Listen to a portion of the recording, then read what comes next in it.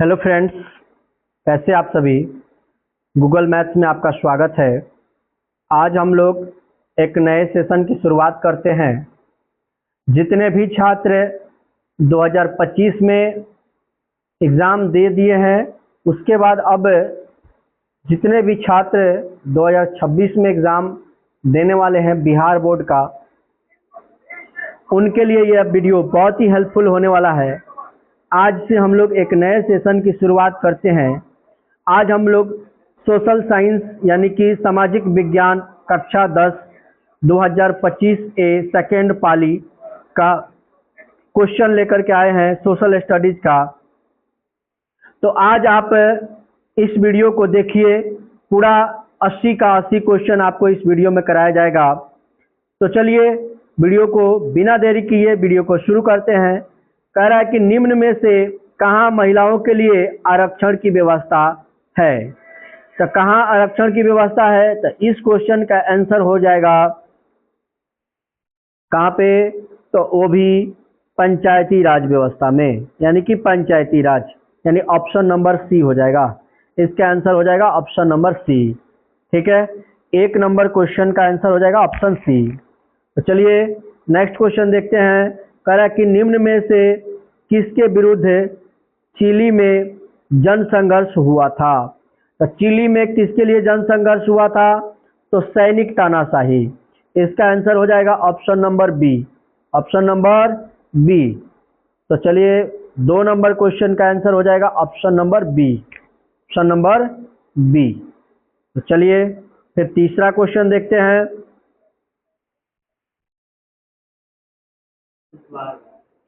तीसरा क्वेश्चन कह रहा है कि शिरोमणि अकाली दल किस राज्य का राजनीतिक दल है। शिरोमणि अकाली दल किस राज्य का राजनीतिक दल है। तो इसका आंसर हो जाएगा ऑप्शन नंबर सी, यानी कि Punjab. Option number C, option number C.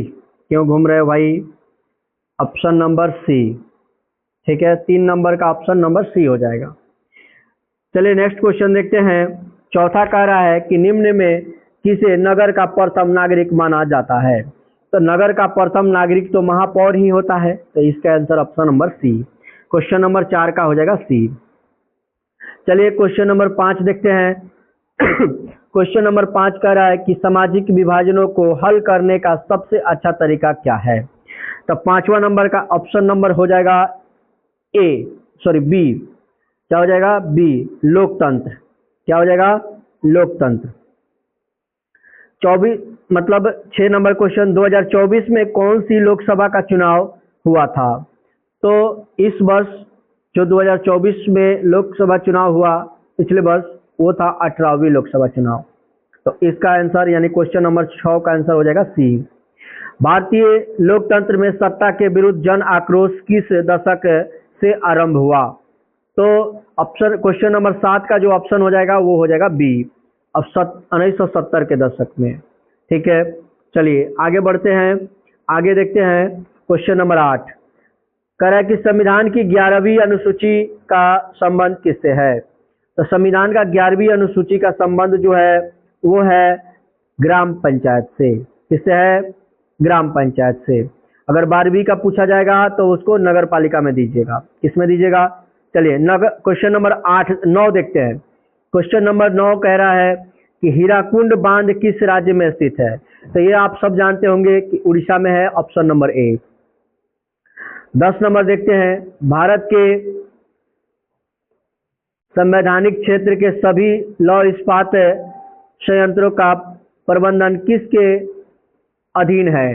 यानी क्वेश्चन नंबर 10 जो है उसका ऑप्शन नंबर हो जाएगा बी, सेल। जितने भी लौह इस्पात संयंत्र हैं उसका जो देख रेख करती है वो सेल करती है।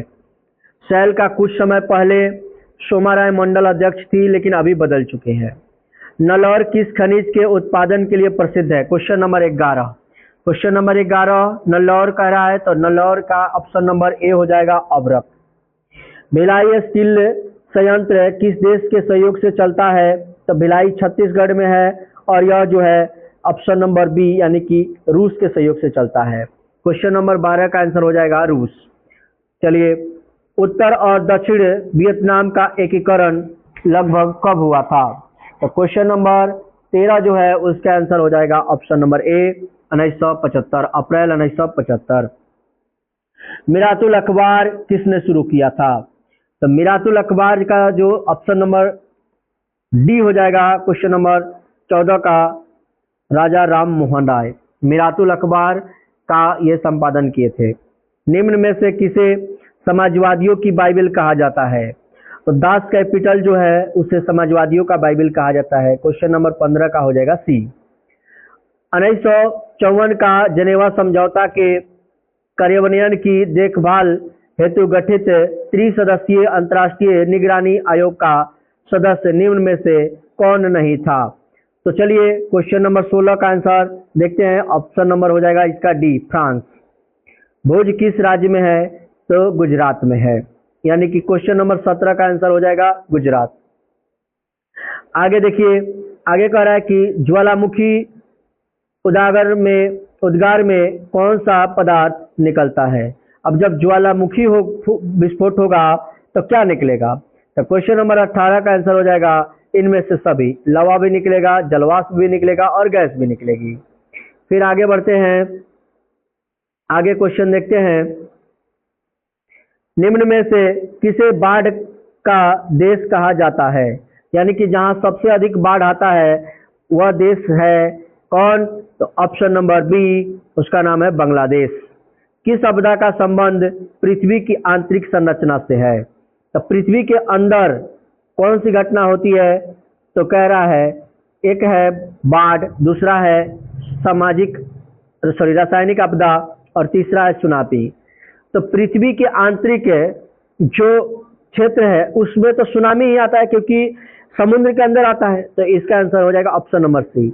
निम्न में से किसमें मूल्यह्रास का मूल्य शामिल है? तो 21 नंबर क्वेश्चन का आंसर बी हो जाएगा, यानी कि एनएनपी, नेट नेशनल प्रोडक्ट।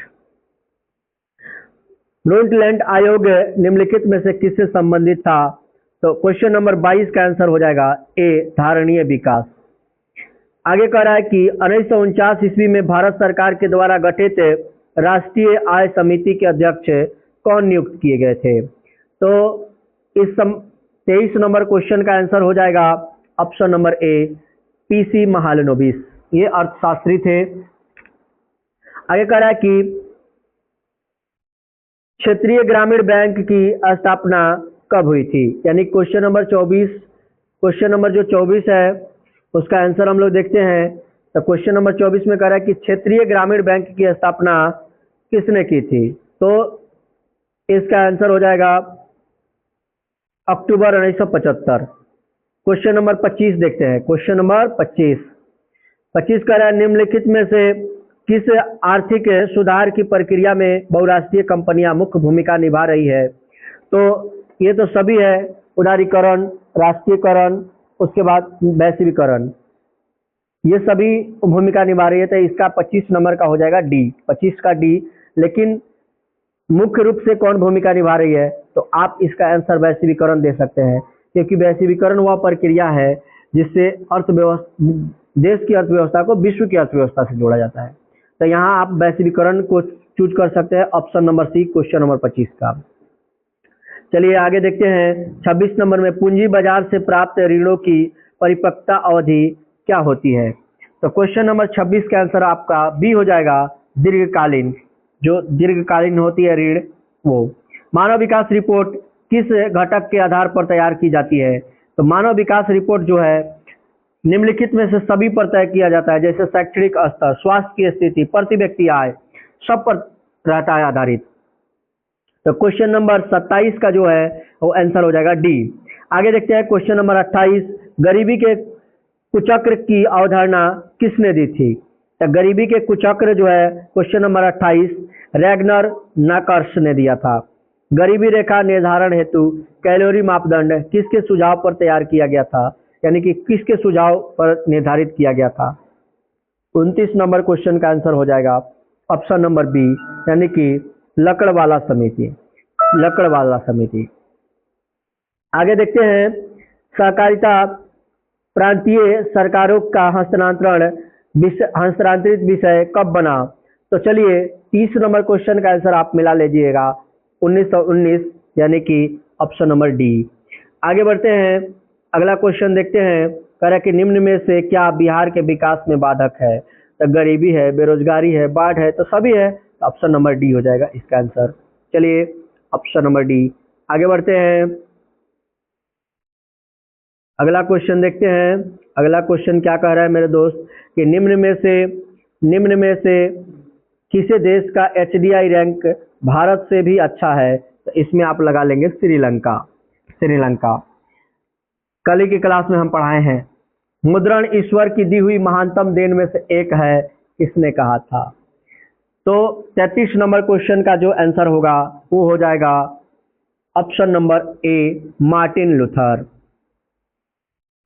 आगे बढ़ते हैं, 34 नंबर क्वेश्चन देखते हैं। निम्न में से सबसे पुराना बैंक कौन सा है? जो सबसे पहले खुला होगा वही सबसे पुराना बैंक होगा। तो ऑप्शन नंबर इसका हो जाएगा D, state bank of India. सबसे पहले 1921 ईस्वी में, उससे पहले तो 3 बैंकों को मिला करके स्टेट बैंक ऑफ इंडिया को बनाया गया। फिर 1955 में इसका राष्ट्रीयकरण किया गया। 1921 में 3 बैंकों को मिला करके इसे बनाया गया। फिर आगे देखते हैं, 35 नंबर क्वेश्चन देखते हैं। भारतीय राष्ट्रीय कांग्रेस के प्रथम सत्र में कितने प्रतिनिधियों ने भाग लिया था? तो 72 प्रतिनिधियों ने भाग लिया था। कितने प्रतिनिधियों ने? तो क्वेश्चन नंबर 35 का आंसर हो जाएगा बी। चलिए आगे देखते हैं, निम्नलिखित में से कौन भारतीय राष्ट्रीय कांग्रेस का उदारवादी नेता नहीं है? उदारवादी, देखिए 2 तरह के नेता थे। एक उदारवादी थे, मतलब एक नरम दल थे, एक गरम दल थे, ठीक है। तो नरम दल को उदारवादी कहा जाता है। तो इसका आंसर हो जाएगा बाल गंगाधर तिलक, ऑप्शन नंबर सी। चलिए अगला क्वेश्चन क्या है मेरे दोस्त? कह रहा है कि बंगाल विभाजन किसने वापस लिया? तो लॉर्ड हार्डिंग ने लिया था 1911 ईस्वी में, ठीक है। मोपला विद्रोह कहाँ हुआ था? तो मोपला विद्रोह तो केरल में हुआ था। तो ऑप्शन नंबर डी हो जाएगा। किस घटना के विरुद्ध स्वरूप रविंद्रनाथ टैगोर ने नाइटहुड की उपाधि त्यागी थी? तो जालियांवाला बाग हत्याकांड, ऑप्शन नंबर सी। मास्टर दा, यानी सूर्य सेन जो थे उनका नाम था मास्टर दा। लोहे की मात्रा अधिक होने के कारण कौन सी मृदा अनउर्वर हो जा रही है? यानी कि कौन ऐसी मृदा है जिसमें लोहे की मात्रा सबसे अधिक होती है? तो यहाँ पे लैटेराइट मृदा, ठीक है, लैटेराइट मृदा। तो चलिए फिर आगे बढ़ते हैं, अगला क्वेश्चन देखते हैं। 42 नंबर क्वेश्चन देखते हैं अब। 42 नंबर क्वेश्चन कर रहा है कि रेगुर मृदा का सर्वाधिक विस्तार किस राज्य में है? तो 42 नंबर क्वेश्चन का आप आंसर बता दीजिए। Option number A, Maharashtra. चलिए दोस्त, कह रहा है कि सिमलीपाल वन्यजीव अभयारण्य कहाँ स्थित है? सिमलीपाल और भितरकनिका, ये दोनों के दोनों उड़ीसा में है। कहाँ पे है मेरे दोस्त? तो 43 नंबर क्वेश्चन का ऑप्शन नंबर हो जाएगा बी। आगे देखिए, कर्तन एवं दहन कृषि, इसको हम लोग झूम कृषि के नाम से जानते हैं। किस नाम से जानते हैं? झूम, ऑप्शन नंबर डी। भारत में सर्वाधिक क्षेत्रफल पर किस फसल की कृषि की जाती है? तो याद रखिएगा, सर्वाधिक क्षेत्र पर भारत में जो कृषि की जाती है वो है चावल। 45 का आंसर हो जाएगा बी। भारत की सबसे पुरानी तेल शोधक कारखाना कौन सा है? तो वो है Digboi, option number A, 46 number का। किस बंदरगाह का नाम दीनदयाल बंदरगाह कर दिया गया है? तो ऑप्शन नंबर जो क्वेश्चन नंबर 47 है उसका हो जाएगा ऑप्शन नंबर सी, कंडला। कंडला बंदरगाह का नाम रख दिया गया है पंडित दीनदयाल बंदरगाह। भारत अंतर्देशीय जलमार्ग प्राधिकरण का मुख्यालय कहाँ स्थित है? तो अंतर्देशीय जल जो है उसका मुख्यालय जो है नोएडा में है नोएडा में, option number B. Option number B 48 का बी। एल्बर्ट बिल कब पारित किया गया था? एल्बर्ट बिल जो था वो कब पारित किया गया था? क्वेश्चन नंबर 49 है और इसका आंसर हो जाएगा ऑप्शन नंबर सी, 1884 में। कोलकाता कारपोरेशन एक्ट किसके शासनकाल में पारित किया गया था? क्वेश्चन नंबर 50, इसका आंसर हो जाएगा option number B, Lord Curzon के काल में। चलिए, ब्रेस्टो-लिटोवस्क की संधि किन 2 देशों के बीच हुआ था? तो 51 नंबर क्वेश्चन जो है इसका आंसर हो जाएगा ऑप्शन नंबर डी, यानी कि रूस और जर्मनी। रूस और जर्मनी।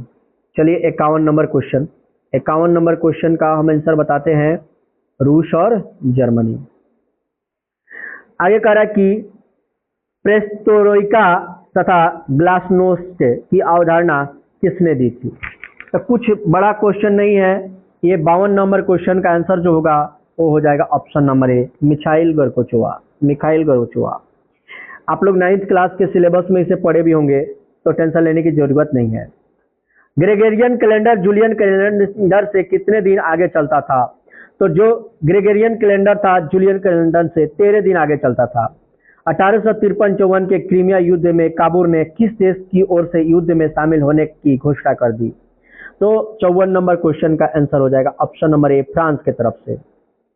आगे कह रहा है कि विश्व का पहला समाजवादी शासक स्थापित करने वाला देश कौन है? तो जो पहला विश्व में समाजवादी देश स्थापित करने वाला था वो था रूस। आगे देखिए, यूनानी स्वतंत्रता संग्राम के दौरान तुर्की के समर्थक में कौन था? मतलब कौन था जो तुर्की का समर्थन कर रहा था? 56 नंबर क्वेश्चन का आंसर हो जाएगा ऑप्शन नंबर सी, वो था मिस्र।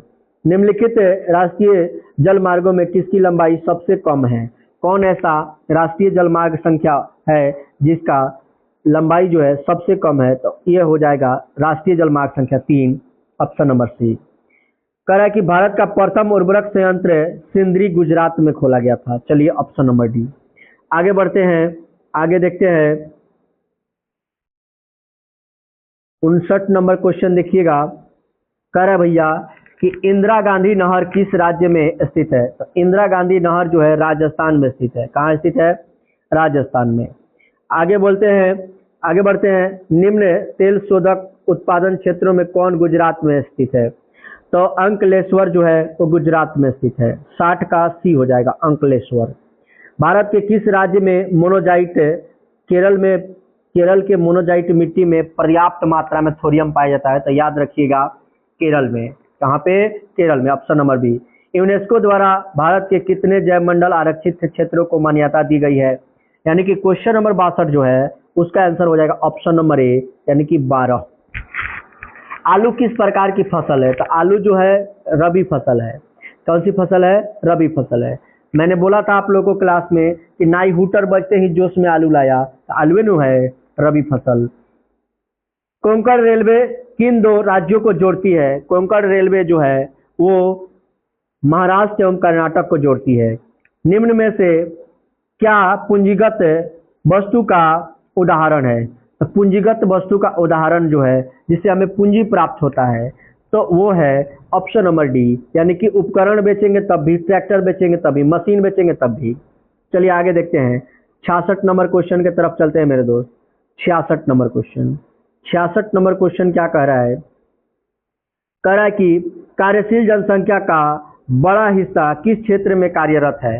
यानी कि जो कार्य करने वाली जनसंख्या है उसका सबसे अधिक क्षेत्र अभी प्राथमिक क्षेत्र में है, लेकिन धीरे धीरे अब लोग द्वितीयक तृतीयक क्षेत्र में भी शामिल हो रहे हैं। तो अभी आपको प्राथमिक क्षेत्र चूज करना है, ऑप्शन नंबर ए। बिहार के विकास के बिना भारत का विकास संभव नहीं है, यह कथन किसका है? तो भारत के पूर्व राष्ट्रपति डॉक्टर एपीजे अब्दुल कलाम का है। ठीक है। निम्न में से कौन आर्थिक आधारभूत संरचना का अंग है? ठीक है, कौन है जो आर्थिक आधारभूत संरचना का अंग है? तो 68 नंबर जो क्वेश्चन है इसका आंसर जो है संचार भी हो जाएगा, शिक्षा भी हो जाएगा, स्वास्थ्य भी हो जाएगा, कुशल प्रशासन भी हो जाएगा। यहाँ पर हम लोग सभी आंसर देंगे, सभी। ठीक है, लेकिन यह प्रश्न डाउटफुल है, याद रखिएगा सभी आंसर होगा इसका। विश्व व्यापार संगठन के सदस्य देशों की संख्या कितनी है? यानी कि विश्व व्यापार संगठन में 166 देश हैं। आगे बढ़ते हैं तो 70 नंबर क्वेश्चन देखते हैं। तो कह रहा है कि राष्ट्रीय आय को कुल जनसंख्या से भाग देने पर क्या प्राप्त होता है?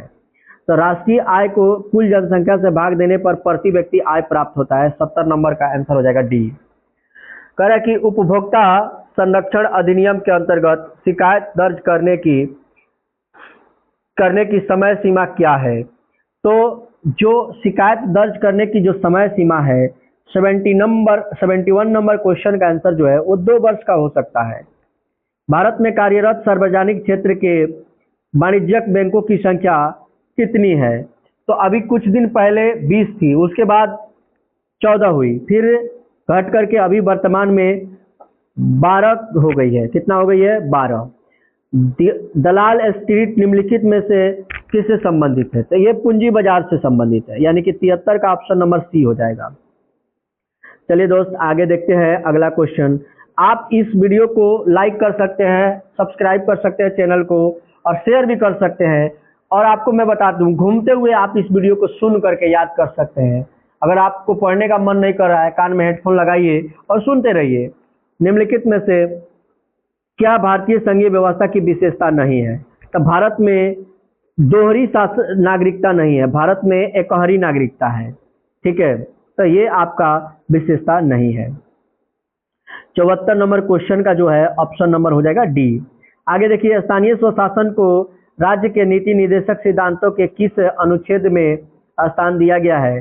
तो आप इस प्रश्न का आंसर क्या रख सकते हैं 75 नंबर का? तो सी नंबर ऑप्शन रख सकते हैं, अनुच्छेद 40 रख सकते हैं। मुखिया के विरुद्ध अविश्वास प्रस्ताव पारित करने के लिए कितने बहुमत की आवश्यकता है? कोई भी व्यक्ति हो, उसको हटाने के लिए 2/3 बहुमत चाहिए, 2/3।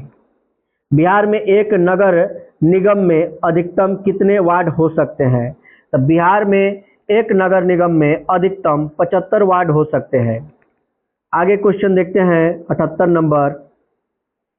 कह रहा है कि सप्तदलीय गठबंधन कहाँ बनाया गया था? तो सप्तदलीय गठबंधन जो है वो बनाया गया था ऑप्शन नंबर सी, यानी कि नेपाल में। कहाँ बनाया गया था मेरे दोस्त? नेपाल में। आगे कह रहा है कि पंचायती राज व्यवस्था से संबंधित निम्नलिखित समिति कौन है? तो कौन ऐसी समिति है जो पंचायती राज व्यवस्था को लागू कराया था? तो अशोक मेहता समिति और बलवंत राय मेहता समिति, दोनों। नेपाल में लोकतंत्र की स्थापना कब हुई है? तो नेपाल में लोकतंत्र की स्थापना 2008 में हुई है। और अभी एक सूचना बता देता हूँ आपको नेपाल से ही संबंधित, अभी अभी नेपाल की सरकार गिर चुकी है और नेपाल में अभी कर्फ्यू लागू हो चुका है। तो चलिए दोस्त, इस वीडियो को अगर वीडियो अच्छा लगेगा तो लाइक कीजिएगा, कमेंट कीजिएगा और चैनल को सब्सक्राइब करिएगा। तो चलिए मिलते हैं अगले दिन, यानी कल नेक्स्ट वीडियो में।